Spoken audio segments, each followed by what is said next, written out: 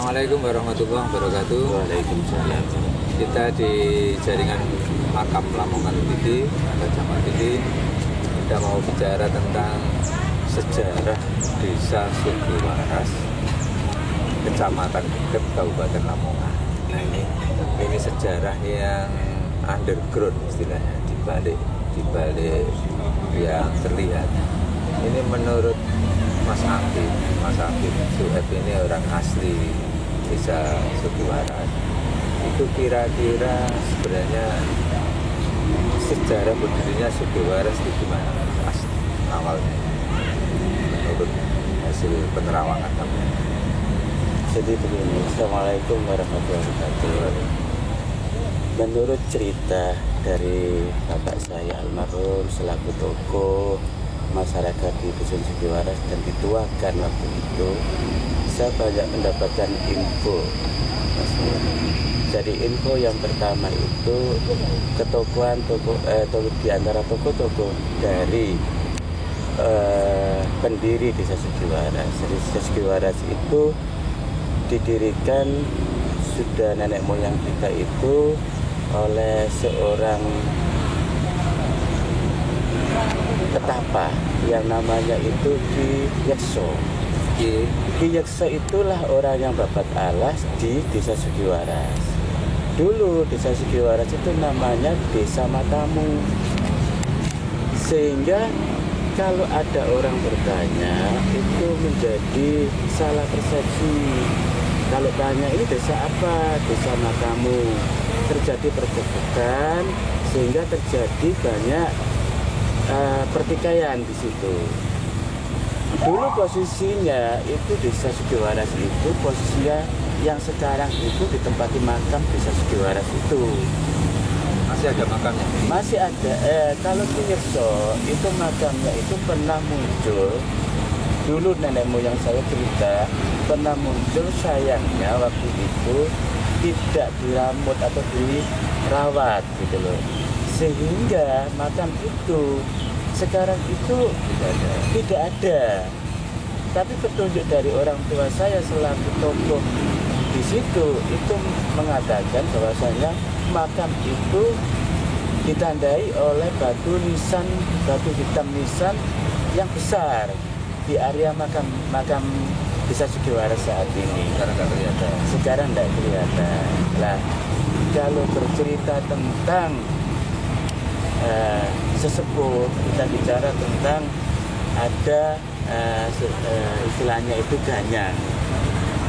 Bapak saya itu adalah salah satu orang kepercayaan dari Ganyang di Sugiwaras. Ganyang Sugiwaras itu yang dari jin itu namanya itu Mbak Ayu Pulo.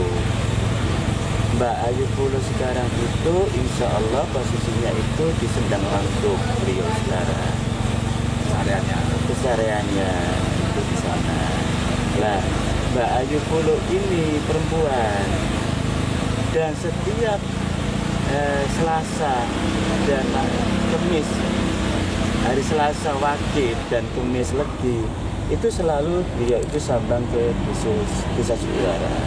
Kalau dilihat dari sejarah sampai sekarang dan dia akan muncul ketika desa itu dalam keadaan pagebluk atau wahayo, itu selalu memunculkan diri dengan cara menyusup kepada warga Desa Sugiwaras.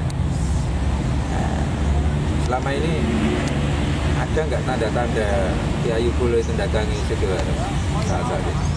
Ada. Jadi saya ini sejak kecil tanya sama bapak saya, kebetulan bapak saya itu kalau sama Mbak Ayu Pulo itu dianggap anaknya. Jadi kalau ke Desa Sugiwaras itu tanda-tandanya itu begini dulu kecil saya. Bapak saya sering bercerita kalau malam Selasa malam Rebu atau Selasa Wage dengan Jumat Legi itu selalu cerita sama saya. Kalau engko lek ana sing ngetok pintu, ojo dibukakno ya. Soale iku Mbak Ayu Pulo goleki bapak. Nah, itu selalu pesannya beliau gitu. Lah, saya tanya, Mbak Ayu Pulu itu siapa? Pak, sinten sih Pak? Jawabannya Bapak, Ibu nyanyi gimana? Itu ada hubungannya dengan Ki Yekso ya? Itu nggak ada hubungannya. Kalau Ki Yekso itu adalah manusia yang babat alas pertama kali desa Matamu, atau sekarang jadi desa Sugiwaras itu. Kalau Mbak Ayu Pulu itu berbangsa lelembut atau jin Yang dipercaya oleh masyarakat setempat. yang dipercaya sebagai masyarakat setempat sebagai penjaga desa dari makhluk goib. Kapan terakhir Mbak Ayu Pulu itu datang ke Sugiwaras? Insya Allah saya ketemu terakhir itu hari Minggu malam Senin kemarin itu, karena desa Sugiwaras ini sekarang dalam keadaan yang tidak menentu, banyak. Tanggal berapa itu dari Minggu? Hari Minggu kemarin itu berarti tanggal 27 Februari itu saya bertemu dengan beliau, dan beliau berpesan kepada saya begini omongannya beliau, Ger, sing hati-hati, desa Sugiwaras iki wis rusak, aku ora trimo Ger, sebab desa iki biyen tak ramu, kandhanono ya sing dadi pemimpin desa kene ojo semena-mena karo wong lho kene. Lek semena-mena bakal tak pateni. Jadi memang terbukti sudah ada yang meninggal. Dari sejarah kepala desa Sugiwaras yang baik yang menjabat atau yang pasca menjabat langsung meninggal sudah 3 kali. 3 kali itu yang 2 itu Siapa saja? itu Pak Haji Bumam. Itu pasca pilihan menjabat belum sampai setahun meninggal. Nah, terus yang kedua itu Pak Haji Kotim. Pak Haji Kotim ini pasca menjabat itu tiba-tiba kondisinya drop terus meninggal. Setelah selesai jabatannya, pilihan lagi nggak jadi karena waktu itu pilihannya itu sama Pak Kades Sarofik. Nah, yang ketiga Pak Kades Sarofik ini yang kemarin meninggal itu 1 bulan yang lalu ya? Ya anggaplah 1 tahun yang lalu beliau meninggal itu. Itu karena memang dianggap oleh Danyang tidak serius menata desa Sugiwaras. Gini ceritanya, saya dulu waktu kecil masih SD, saya itu tanya sama bapak, almarhum bapak saya, Pak Senden, kebetulan panggilannya bapak saya, Pak, apa ose desa Sugiwaras iki kok ngene iki, lek ana wong sing gak bener iku dipateni. Nah, bapak saya ini cerita Mas. Dulu waktu era bapak saya jadi pamong dengan Pak Tinggi Sali waktu itu di era tahun 50-an dengan Pak Haji Abu Bakar itu pernah menjalani ritual puasa bareng di Gunung Sorowiti Gresik. Dan disitulah beliau bertiga itu bersumpah bahwasanya sopo sing gak tepak noto desa iki bujuki rakyat itu bakal mati karena perbuatan ini yang baik. Boten. Niku cerita yang dikasihkan almarhum bapak saya kepada saya. Jadi mereka bertiga itu puasa 40 hari di sana itu. Terus bagaimana Mas Habib melihat era sekarang kandidat itu? Ini kan mau pilihan pilkades. Apa yang akan terjadi kalau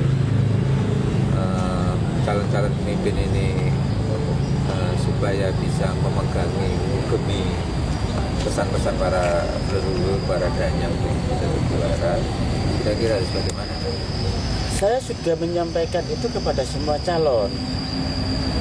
Insya Allah saya sudah menyampaikan kepada Pak Yaini, dan Mas David, Pak Haji Muhaimin sudah saya sampaikan. Calon-calonnya itu. Bahkan Pak Ilham juga sudah saya sampaikan bahwasanya sumpah itu tidak tidak mitos, itu benar-benar terjadi.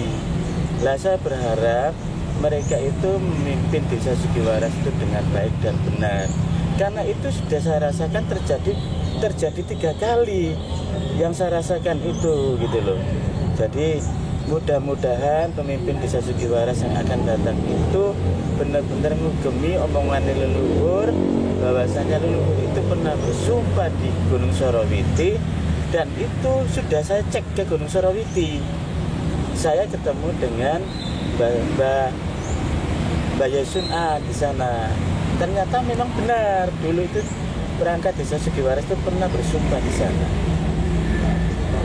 Terus yang membuat Sugiwaras sekarang ruwet itu sebenarnya siapa saja? Yang membuat Sugiwaras ruwet itu sebenarnya ini bermula dari ngapunten, ini kita cerita. Jadi era dulu Pak Haji Muhaimin jadi kepala desa, ke Pak Haji Kodim, itu sudah terjadi perubahan-perubahan sosial, Mas. Jadi yang ditata dulu itu mulai istilahnya gak ditepati janjinya.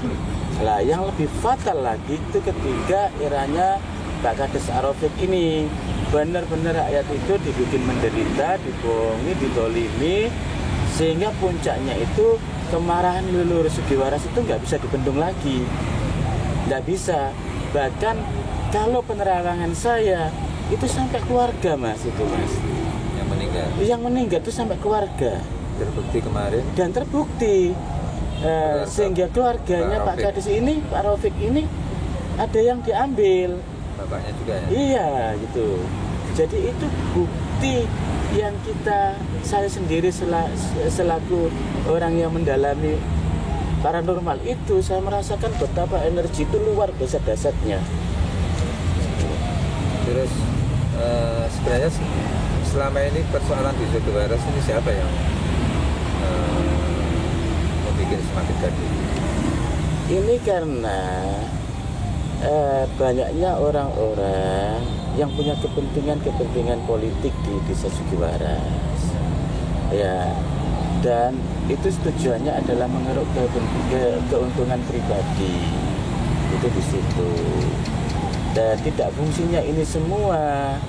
Masyarakat ini, perbedaan antara budaya dusun Sugiwaras dengan Grogol itu berbeda, Mas.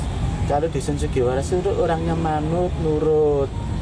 Kalau Grogol itu orangnya itu suka protes, tapi suka mengingkari.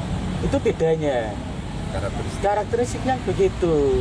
Sehingga dusun Sugiwaras dengan dusun Grogol itu kalau disatukan begini itu susah.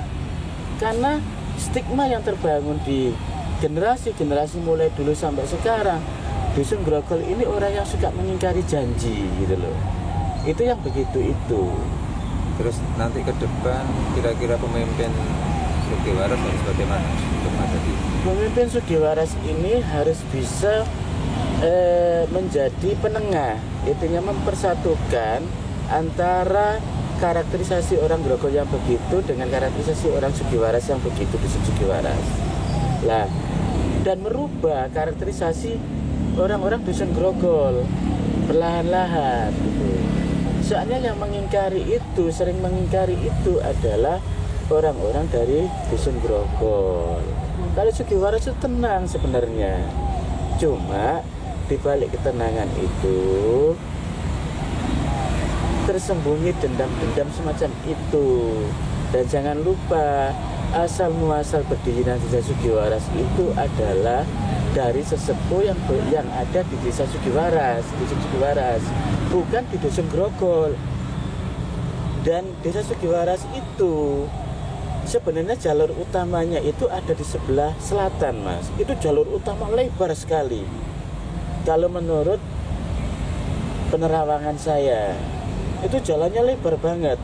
Sekarang sempit ya? Nah, sekarang sempit. Nah, itu jadi istilahnya kalau sesepuh-sesepuh itu mau kunjungan ke desa Sugiwaras, lewatnya pasti di selatan desa.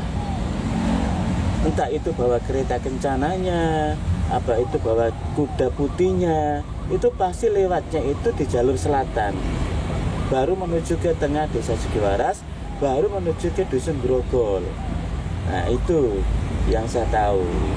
Oke, semoga manfaat cerita ini bagi masyarakat khususnya Segiwaras dan umumnya di Kabupaten Lamongan dan seluruh daerah Indonesia. Kita akhiri, assalamualaikum warahmatullahi wabarakatuh. Waalaikumsalam warahmatullahi wabarakatuh.